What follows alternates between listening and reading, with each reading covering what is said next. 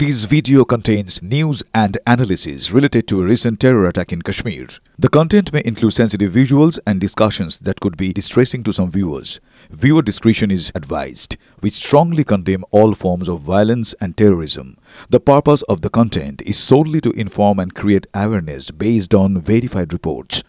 আকাশে ভারতের পরাক্রম পাকিস্তানের 4টি এয়ারবেস ভারতের বায়ুসেনা ধ্বংস করে দিয়েছে। রাওয়ালপিন্ডিতে ধ্বংস নূর খান এয়ারবেস, পাঞ্জাব প্রদেশে ধ্বংস রহিম ইয়ার খান এয়ারবেস, চকওয়ালের মুরিদ এয়ারবেস তছনছ করে দিয়েছে। সোরকোটের রফিক এয়ারবেস অকেজো করল ভারতীয় বায়ুসেনা। একটার পর একটা এয়ারবেস তছনছ করে দিয়েছে ভারত।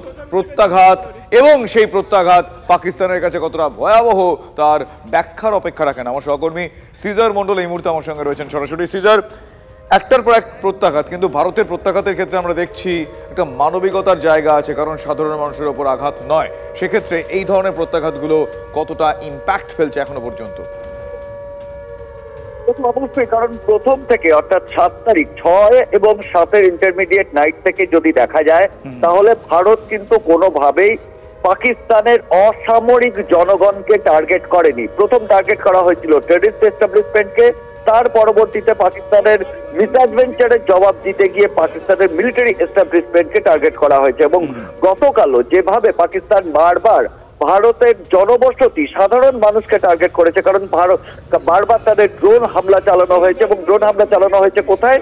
যেখানে যেখানে সাধারণ মানুষ বাস করে, যেগুলো মিলিটারি ক্যান্টনমেন্টের বাইরে সাধারণ জনবসতি, এবং সেটারই পাল্টা জবাব দিতে গিয়ে কিন্তু ভারত পাকিস্তানের অত্যন্ত গুরুত্বপূর্ণ 4টে এয়ারবেস, তার মধ্যে 3টেই হচ্ছে সামরিক এয়ারবেস, যার মধ্যে উল্লেখযোগ্য হচ্ছে রাওয়ালপিন্ডি পাশে নূর খান এয়ারবেস অন্যতম প্রধান যে সামরিক বিমান ঘাঁটি, মুরিদ এয়ারবেস, রফিক এয়ারবেস এবং সিন্ধের যে সুকুর এয়ারবেস, এই 4টেই কিন্তু কার্যত অকেজো করে দেওয়া হয়েছে। আমরা যে প্রাথমিকভাবে যে ছবি এখন পর্যন্ত পাচ্ছি বা ভারতীয় সেনা সূত্রে যে খবর পাচ্ছি, এই এয়ারবেস গুলোতে ঠিক সেই জায়গাতেই ক্ষতি করা হয়েছে ভারতীয় মিসাইল এবং ভারতীয় ড্রোন অ্যাটাকে, যাতে এই এয়ারবেস গুলো খুব শীঘ্র সেটা অপারেশনাল না হয়। কারণ এয়ারবেস ক্ষতি করার অর্থ হচ্ছে সেই এয়ারবেসকে ব্যবহার করে পাক সেনা বা বিমান, পাক বা বিমান বাহিনীর বিমান বা পাকিস্তান মিলিটারি কোনো ধরনের ইকুইপমেন্ট সেগুলো যাতে ক্যারি করা, পেরি করা বা সেখান থেকে কোনোভাবে আবার তৈরি না করা যায়, সেই বিষয়টা নিশ্চিত করবার জন্য কিন্তু এই মিলিটারি এস্টাবলিশমেন্ট গুলোকে টার্গেট করা হয়েছে। এবং তার মধ্যে এই বিমান ঘাঁটিগুলো অত্যন্ত গুরুত্বপূর্ণ স্ট্র্যাটেজিক দিক থেকে, কারণ এগুলো মধ্যে 3টেই রয়েছে ফরওয়ার্ড এরিয়াতে এবং স্ট্রাইকিং কোড এখান থেকে অপারেট করে। যে ক্ষতি এই মুহূর্তে পাকিস্তানকে কিন্তু অনেকাংশেই ব্যাকফুটে নিয়ে যাবে বলে মনে করছেন সমর বিশেষজ্ঞরা।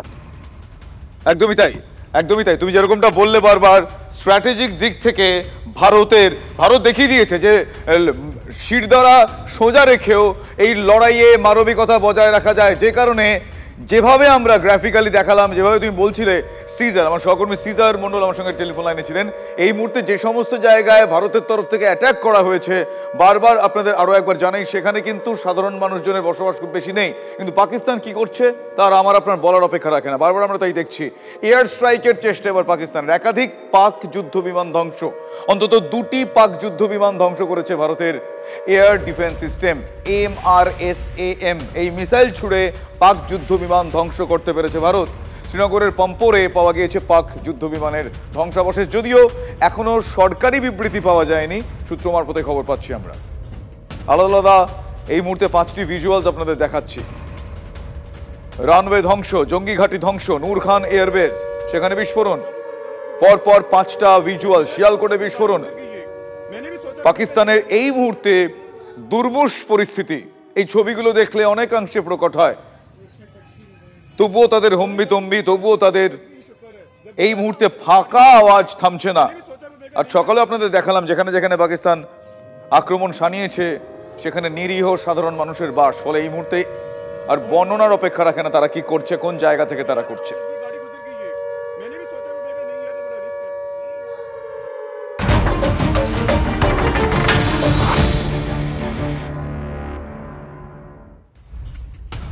অন্যদিকে পাকিস্তানের পাঞ্জাব প্রদেশে বড়সড় হামলা, রহিম ইয়ার খান এয়ারপোর্ট ধ্বংস, মিসাইল হানায় রানওয়ে ধ্বংসস্তূপে পরিণত হয়েছে। মিসাইল হানায় ধ্বংসস্তূপে পরিণত হয়েছে রানওয়ে। আবারও সেই 5টি ভিজুয়ালস আপনাদের দেখাচ্ছি।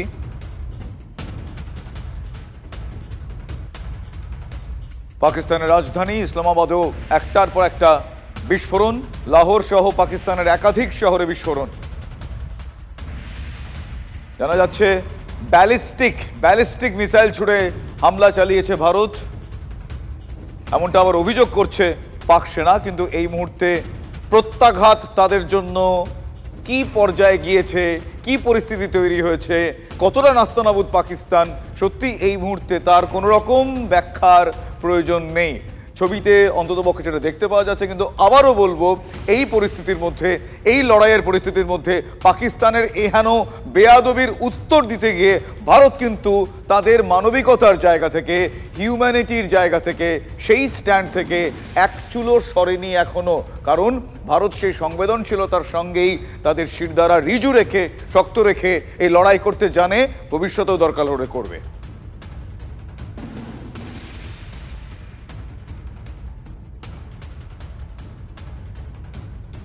আর এই মুহূর্তে যা পরিস্থিতি, তাতে যদি একটি বাক্যে আমি নির্যাস বলার চেষ্টা করি, তাহলে এটা বলতে হয় যে পাকিস্তানকে আবারও শিক্ষা দিল ভারত। এই শিক্ষার আগে আপনারা উচিত শব্দটাও বসিয়ে নিতে পারেন। পাক সেনার পোস্ট উড়িয়ে দিয়েছে ভারতীয় সেনা। এলওসির এই পোস্ট থেকে গোলা ছুটছিল পাকিস্তান। ছবি দেখাবো এবার। এই দেখুন, এখানে ড্রোন লঞ্চ প্যাড ছিল, উড়িয়ে দিয়েছে ভারত। ভালো করে দেখুন ছবিটা।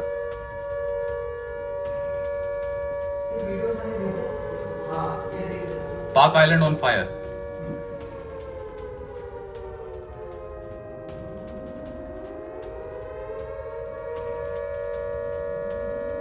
ড্রোন দিয়ে তারা নানাবিধ চেষ্টা চালিয়ে গিয়েছিলেন, আপনারা দেখেছেন সেই ছবি। ড্রোনের পর এবার মিসাইল হামলার চেষ্টা, এবং সেটাও ওই একই, ব্যর্থ হয়েছে পাকিস্তানের। ভারতের একাধিক শহর লক্ষ্য করে মিসাইল ছোড়ে পাকিস্তান। মাঝ আকাশে ধ্বংস হয়ে গেছে পাকিস্তানের মিসাইল, যার নাম তারা 7 করে রেখেছিলেন ফতে 2।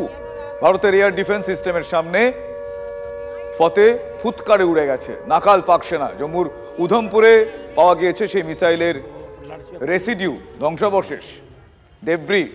হরিয়ানার সিরসায় পাওয়া গিয়েছে ফতে 2 মিসাইলের ধ্বংসাবশেষ। সেই ছবি আপনাদের দেখাচ্ছি এই মুহূর্তে। थोड़ा आगे जाके ब्लास्ट हो गई और बहुत तेज धमाका हुआ, एकदम लाल रंग का गोला था, बहुत बड़ा।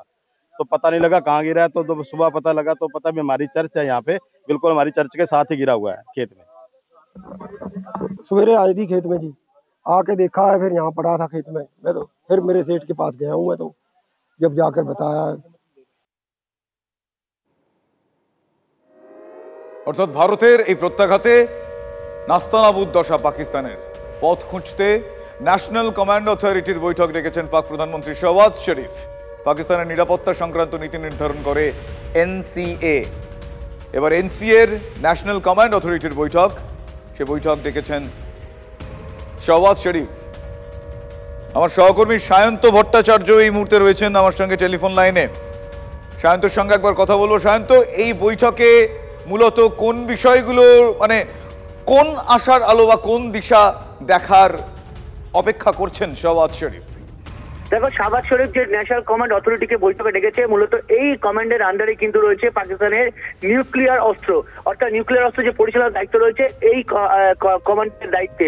স্বাভাবিকভাবে কোথাও একটা মনে করা হচ্ছে, সমর বিশারদরা মনে করছেন, তাহলে কি পরমাণু যুদ্ধের জন্যই তিনি মূলত এই ন্যাশনাল কমান্ডকে ডাকলেন, নাকি মিসাইল যে কমান্ড, পাকিস্তানের মিসাইল কমান্ড যেগুলো সব থেকে শক্তিশালী মিসাইল কমান্ড গুলো, সেগুলো ন্যাশনাল কমান্ডের আন্ডারে রয়েছে, সেটা কি তার জন্যই মূলত ডাকলেন? এইটা কিন্তু আলোচনার পরই বোঝা যাবে। মূলত আলোচনার জন্য ডেকে পাঠানো হয়ে শাহবাজ শরীফ, স্বরাষ্ট্রমন্ত্রী প্রত্যেকে কিন্তু এই বৈঠকে উপস্থিত থাকবেন। এবং বৈঠকে শুধু মিসাইল নিয়ে আলোচনা হবে তা কিন্তু নয়। একের পর এক এয়ারবেস যেভাবে ধ্বংস হয়েছে পাকিস্তানে, পাক প্রশাসনের ঘুম ছুটে গিয়েছে, এই অবস্থায় দাঁড়িয়ে ভারতীয় এয়ার ডিফেন্সকে কেন নষ্ট করা যাচ্ছে, কেন পাক মিসাইল ঠিকমতো ফেলতে পারছে না ভারতীয় সেনার উপরে, সেই বিষয়টি আলোচনা হবে বলে ইতিমধ্যে পাক প্রশাসন সূত্রে খবর। সুজিত, বেশ, ধন্যবাদ সায়ন্ত।